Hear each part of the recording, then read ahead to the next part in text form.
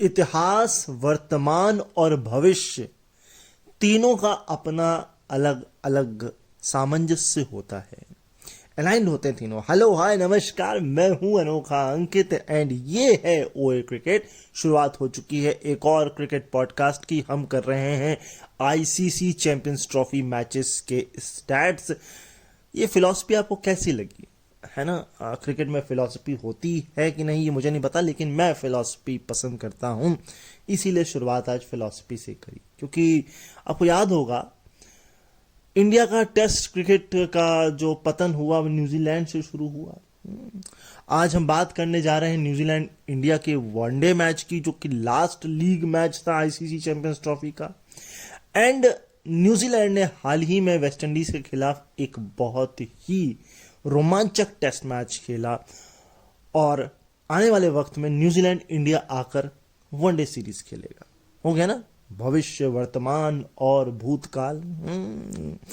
खैर, तो पहला स्टैट ये है कि चैंपियंस ट्रॉफी में सबसे ज्यादा विकेट एक स्पिनर्स के कलेक्शन ने कब कब लिए हैं।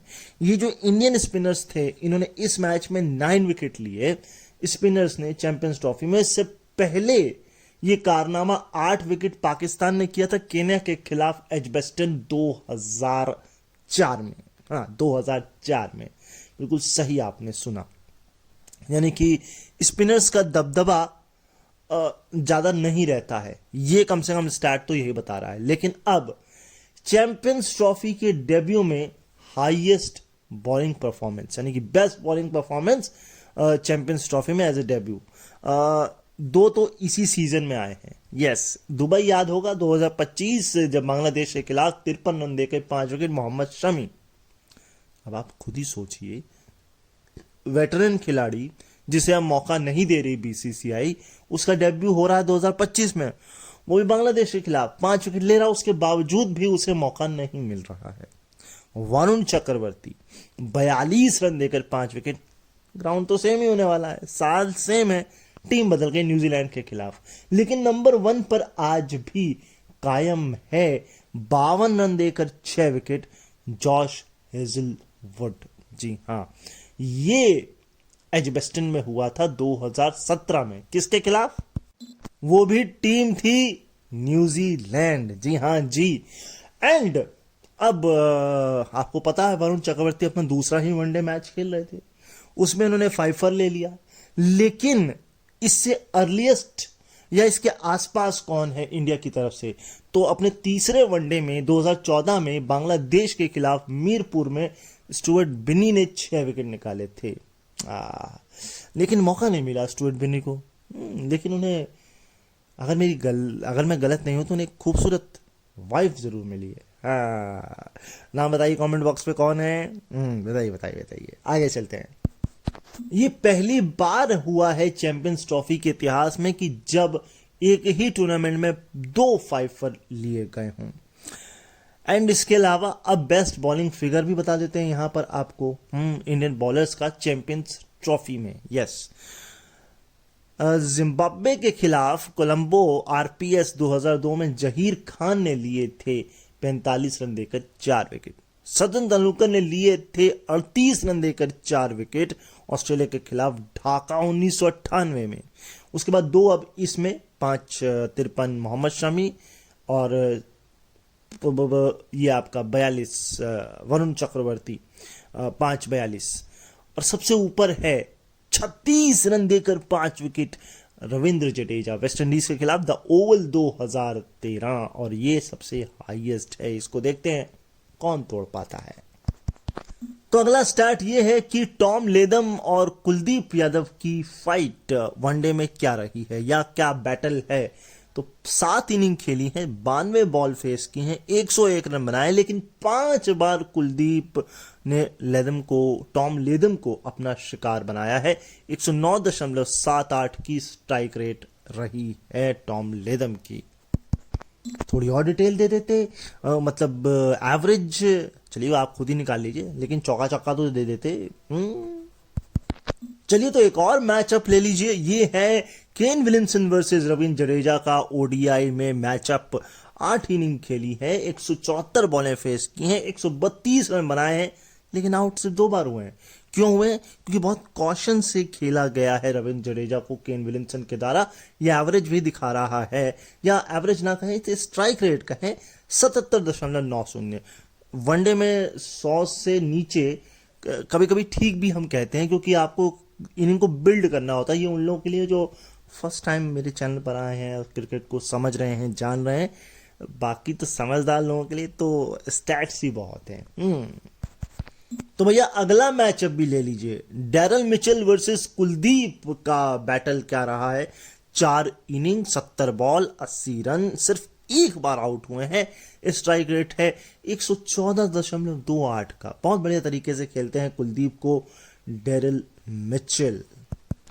लीजिए पेश खिदमत है एक और मैचअप, इस बार Kane Williamson versus Mohammed Shami. One day और टी20 दोनों, यानी कि नया और पुराना फॉर्मेट।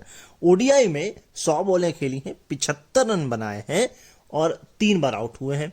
और टी20 में 53 बॉल खेली हैं, 70 रन बनाए हैं और 5 बार आउट हुए हैं। यानी कुल मिलाकर के 150 बॉलें और तकरीबन इतने ही रन और 8 बार आउट। चलिए और प्रिसाइज कर दूं आपके लिए, तो 153 बॉल 145 रन और 8 बार आउट। हाँ यार, एवरेज बता देते, चलो एवरेज तो छोड़ दो, स्ट्राइक रेट भी बता देते, चलो छोड़ो, चौके छक्के ही बता देते, चलो खैर कोई बात नहीं। ये स्टैट बहुत आपको आनंद देगा। कैच एफिशिएंसी चैंपियंस ट्रॉफी 2025 में, यानी किसने कितने प्रतिशत कैच पकड़े या यूं कहें ड्रॉप की। तो सबसे नीचे जो कि जग जाहिर है और जिसको सुनने के बाद ये या तो यूट्यूब चैनल वो बंद कर देंगे या रिपोर्ट कर देंगे या कमेंट पर कुछ भी लिख सकते हैं। पाकिस्तान 60%, 4 ड्रॉप। बांग्लादेश भी इनसे ऊपर है कैच एफिशिएंसी के मामले में, 66.6% की एफिशिएंसी, 3 ही ड्रॉप। और ये पाकिस्तान से भी कम है, पाकिस्तान के 4 है। और ये एकमात्र टीम है जिसके 3 ड्रॉप है, बाकी सबके 4 या 4 से कम ही हैं। 4 पर है अगला 73.3 के साथ इंग्लैंड, ये भी 4 ड्रॉप है। 75 इंग्लैंड से ऊपर अफगानिस्तान 75%, 4 ड्रॉप। इसके ऊपर इंडिया है 77.7, ये भी 4 ड्रॉप। लेकिन अब कहानी बदल जाती है, 87.5, जी हाँ 87.5 ऑस्ट्रेलिया, सिर्फ 2 drop. And 88.2 south Africa, 2 drops. लेकिन नंबर 1 कौन? न्यूजीलैंड, 96% कैच एफिशिएंसी और सिर्फ सिंगल ड्रॉप। अब सवाल ये उठता है कि इंडियन पेस बैट्समैन ने इस मैच में किया क्या है। पेस के खिलाफ 25 ओवर, दोनों 25 के पेस के खिलाफ भी 25 और स्पिन के खिलाफ भी 25 ओवर खेले हैं। यानी यार बड़ा अच्छा बैलेंस बनाया यार न्यूजीलैंड ने। चलिए खैर, पेस के खिलाफ 25 ओवर में 115 पर 7 विकेट गंवाए हैं। फॉल शॉट परसेंटेज 20, यानी कि पेस को नहीं खेल पाए हैं इंडिया वाले। लेकिन इसका उल्टा इंडिया के स्पिनर्स ने किया न्यूजीलैंड के खिलाफ। आप देख लेना, वरुण चक्रवर्ती को 5 विकेट मिले। यानी कि बॉल बाद में फास्ट बॉलर को मदद नहीं कर रही थी, या यूं कहें कि न्यूजीलैंड के fast bowler is more accurate then Indian fast bowlers. क्योंकि हम स्पेशलिस्ट तो एक ही खिला रहे थे ना, हार्दिक पांड्या थे हमारे अल्टरनेटिव, जो अब स्कीम्स में ही नहीं है, इंजर्ड भी हो चुके हैं शायद। खैर, स्पिन के खिलाफ 25 ओवर 124 रन, 2 ही विकेट गिरे और फॉल्ट शॉट सिर्फ गिरकर रह गया 8.4। यानी कि हमने स्पिन को खेला बढ़िया तरीके से है। तो कुल मिलाकर यही कहानी है। आगे बढ़ते हैं। अगला स्टैट है कि न्यूजीलैंड की तरफ से best bowling performance champions trophy में शेन ओकॉर्नर, ये नाम ही मैं पहली बार सुन रहा हूं। या मैं ये कह सकता हूं कि मेरे को नैरोबी का जो पहला वाला चैंपियंस ट्रॉफी था वो मुझे बहुत अच्छे से याद है, लेकिन शायद मैंने न्यूजीलैंड को इतनी तवज्जो दी नहीं उस समय, है ना। तो नैरोबी 2000 पाकिस्तान के खिलाफ इन भाई साहब ने सबसे पहली बार 5 विकेट हॉल लिए थे और 46 रन देकर 5 विकेट निकाले थे। अब लेटेस्ट आ चुके हैं मैट हेनरी दुबई 2025 इंडिया के खिलाफ 42 रन देकर 5 विकेट। लेकिन सबसे ऊपर आज भी हैं जेकब ओरम। यस, ये नाम मुझे याद है। 2004 द ओवल यूएसए के खिलाफ 36 रन देकर 5 विकेट। और आपको बता दूं, चैंपियंस ट्रॉफी के इतिहास में पहली बार किसी बॉलर ने 5 विकेट निकाले हैं इंडिया के खिलाफ। ये बढ़िया चीज है यार। मतलब हम इतनी जल्दी एक ही खिलाड़ी को ना खेल पाए, ये तो हो ही नहीं सकता ना। पहली बार ऐसा हुआ है जब स्पिनर्स को बहुत ज्यादा टर्न मिली हो इस मैच में। हाँ, इससे पहले जो कुछ भी हुआ था वो पहले मैच में हुआ था, जो न्यूजीलैंड पाकिस्तान का था, इस टूर्नामेंट का ओपनर मैच। खैर, इस मैच में जिसने भी 85 किलोमीटर प्रति घंटे की रफ्तार से कम की गेंद फेंकी, उसको 69% जो है वो स्पिन ज़्यादा मिली है। लेकिन जिसने 85 के ऊपर फेंकी, उसको इसका फ़ायदा मिला नहीं। यानी कि आप जितना स्लो होते जाएंगे उतना आप फ़ायदा लेते जाएंगे। लेकिन अगर आप देखेंगे तो पिच थोड़ा सीमिंग थी और फिर धीरे धीरे धीरे स्लो हुई है। और ये आपको सेकेंड इनिंग में ज़्यादा मिला देखने को, है ना, क्योंकि पिच स्लो हो गई और उस स्लोनेस के चक्कर में फास्ट बॉलर इतनी मदद नहीं उठा पाए जितनी स्पिनर्स ने उठाई। चलिए तो एक और मैचअप ले लीजिए। इस बार Hardik Pandya versus Mitchell Santner ODI में 7 इनिंग खेली हैं, 56 गेंदें फेस की हैं, 32 मात्र रन बनाए हैं, 4 बार शिकार भी हुए हैं। एवरेज मात्र 14 का, स्ट्राइक रेट मात्र 57.14 का। भैया सेंटनर के आगे तो आजकल बड़े बड़े पानी भरते हैं भाई। सेंटनर का जलवा ही ऐसा है। बहुत अच्छी बैटिंग भी कर रहे हैं और बहुत अच्छी बॉलिंग भी कर रहे हैं और इंजरी का भी हिस्सा बन ही रहे हैं। अब मसला यह आता है कि श्रेयस अय्यर ने न्यूजीलैंड के खिलाफ ओडीआई में किया क्या है। राइट, श्रेयस अय्यर मुझे लगता है रिकवर हो रहे होंगे, है ना, और बहुत जल्द आपको ग्राउंड पे दिख भी जाएंगे। खैर, 103 run, 52 run, 62 run, 80 run and इसके अलावा 49 रन, 33 रन, 105 रन और 79 रन, ये पारियां हैं। इसमें 2 ही 50 से कम है, बाकी सब 50 से ऊपर है। यानी कि न्यूजीलैंड को खेलना श्रेयस बहुत पसंद करते हैं। अच्छा, आपको 2 नाम बताता हूं, निक नेम।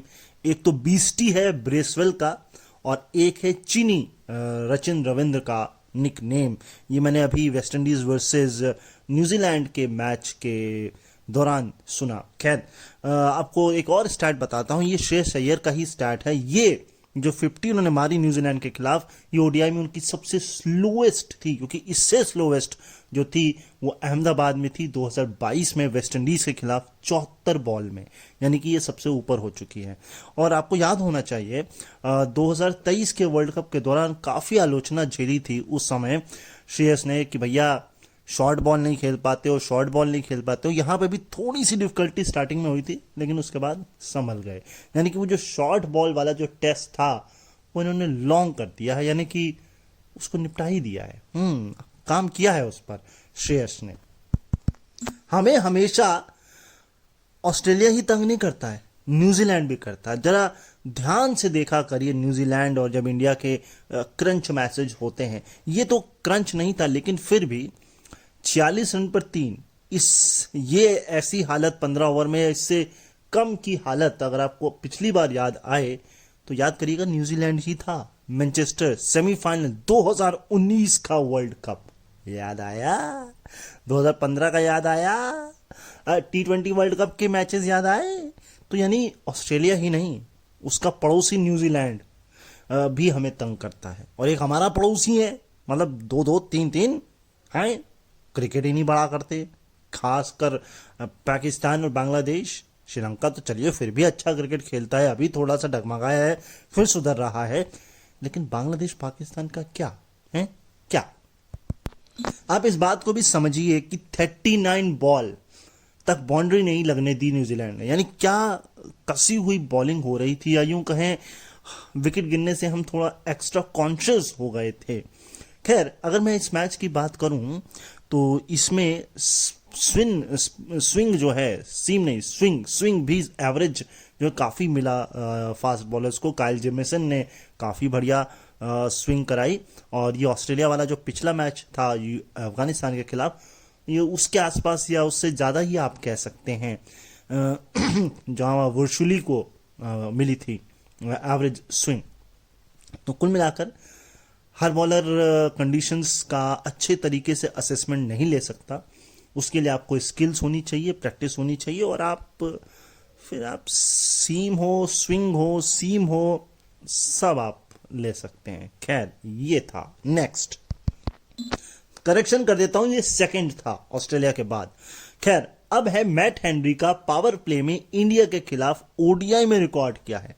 48 ओवर की बॉलिंग करी है, 10 विकेट निकाले हैं, एवरेज 20.20 का, स्ट्राइक रेट 20.08 का, और इकोनॉमी 4.20 की। राइट। अच्छा, हम बेसबॉल को काफी क्रिटिसाइज करते हैं, लेकिन हम अगर एक टॉकिंग पॉइंट की नजरिए से देखें तो हम भी किसी चीज से ऑब्सेस्ड हैं, लेफ्ट राइट कॉम्बिनेशन। हाँ, अगर आप इस मैच को देखेंगे तो क्या हमें अक्सर से पहले राहुल को नहीं लाना चाहिए था, जो कि हम नहीं लेके आए। क्यों? क्योंकि हम लेफ्ट राइट खेल रहे हैं। भाई, परेड नहीं हो रही है, लेफ्ट राइट। कभी कभी सिचुएशंस पर भी ध्यान देना चाहिए। खैर, the mighty king Virat Kohli का स्टैट ये सबको पसंद आएगा। 2099 नहीं, 299 वनडे मैचेस में विराट कोहली का स्टैट और ब्रैकेट में अंतर जो उससे नीचे है खिलाड़ी, या difference between next player. Run कितने हैं? 14,085। जो नेक्स्ट बैट्समैन है उसके बीच अंतर है 2,548 रनों का। एक बहुत बड़ा गैप है। 151, और जो नेक्स्ट है वो 18 शतक पीछे है। 50s 124, जो पीछे है वो है 32। एवरेज है 58 का समथिंग, और जो इनसे पीछे हैं वो 6.26 पीछे हैं। ये 58.40 है। ठीक, स्ट्राइक रेट में ये पीछे हैं। इसी मैचेस में, ये 299 मैचेस की बात हो रही है, स्ट्राइक रेट है 93.41 का। लेकिन जो सबसे आगे हैं इसी स्टेज पर वो है शाहिद अफरीदी। आय हाय, दिल टूट गया यार। 116.14 ये स्ट्राइक रेट है।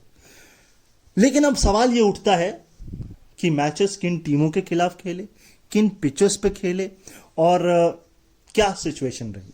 ठीक है, ये अपने आप में भी एक सवाल है, क्योंकि देखिए, शाहिद अफरीदी का एक अलग एरा था, विराट कोहली का एक अलग एरा है। लेकिन शाहिद अफरीदी ने इस एरा में भी क्रिकेट खेला है, विराट वाली में बहुत ज्यादा नहीं, छोटा पोर्शन जरूर खेला है। भाई, आपको ये तो पता लग गया है कि साउथ अफ्रीका के खिलाफ जो तीसरा वनडे मैच हुआ था उसमें टॉस हम जीत गए। कैसे जीत गए? लेफ्ट हैंड से सिक्का उछाला था। इसके बाद जिसको पॉलिटिक्स पसंद हो, पता हो, सटायर पता हो, तो भाई बहुत बढ़िया। मेरे मुंह से सुनना चाहते हैं तो मुझे मिलिए सोशल मीडिया पे, मैं आपको बता दूंगा। खैर, इस मैच तक इंडिया 13 लगातार वनडे मैच में टॉस हारा और रोहित शर्मा 10 हार गए। इसके बाद मैं अगर बात करूं अगर स्टैट्स की, तो 10 नवंबर 2023 से मार्च 2025 पीटर नाम के कोई खिलाड़ी थे, मुझे लगता है आयरलैंड के थे, ये हारे हैं मई 2011 से, नहीं, मार्च 2011 से अगस्त 2013 के बीच। सबसे ऊपर ब्रायन लारा हारे हैं 12 टॉस, और ये हारे थे अक्टूबर 1998 से लेकर मई 1999 तक।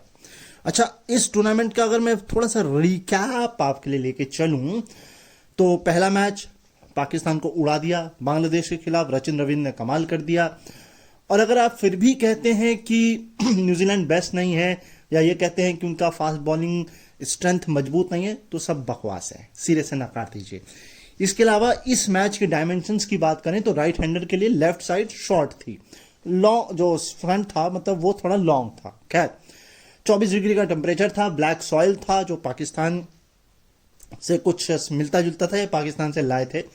कुल मिलाकर के जो शुरुआत में फास्ट बॉलर को, बाद में स्लोअर बॉलर्स को, और लाइट्स में अंडर लाइट्स अच्छा हो रहा था, मतलब स्लो हो रहा था, स्पिनर्स को बाद में मदद करने वाला था। जो जैसा दिखा वैसा ही हुआ।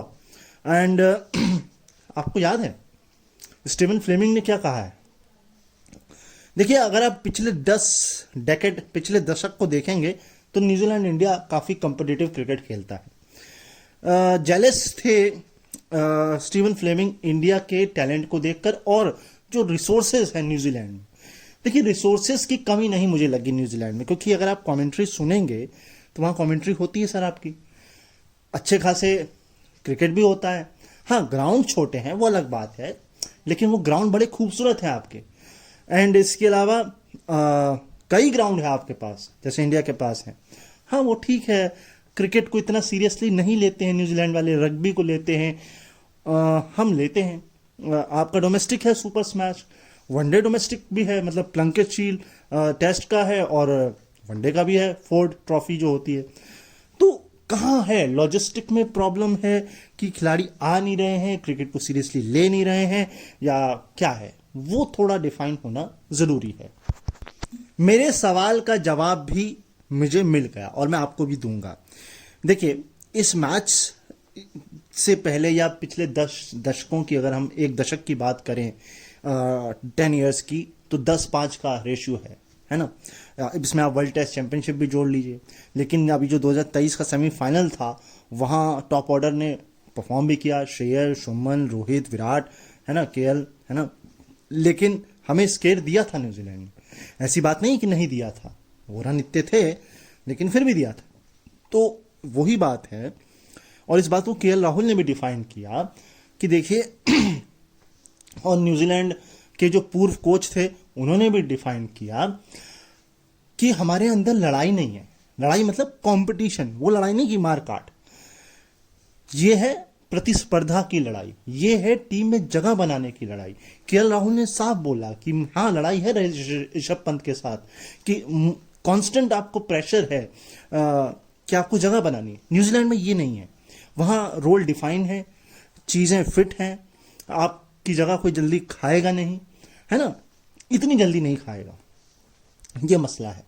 इस मैच की बात करें और इस टूर्नामेंट की बात करें या नॉकआउट की बात करें, तो एक बार हरा चुका है न्यूजीलैंड, 2000 नैरोबी याद है ना आपको। इस बार भी हम फाइनल में भिड़े इस टूर्नामेंट में, ऑल्दो नहीं हो पाया।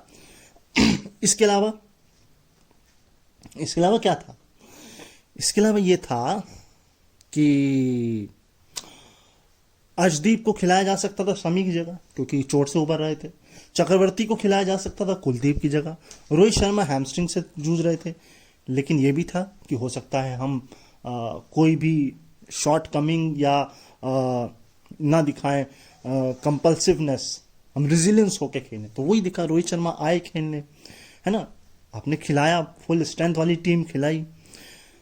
तो कुल मिलाकर के ये मैच की अहमियत दोनों टीम समझती थी, है ना, खासकर इंडिया ये तो समझती ही थी।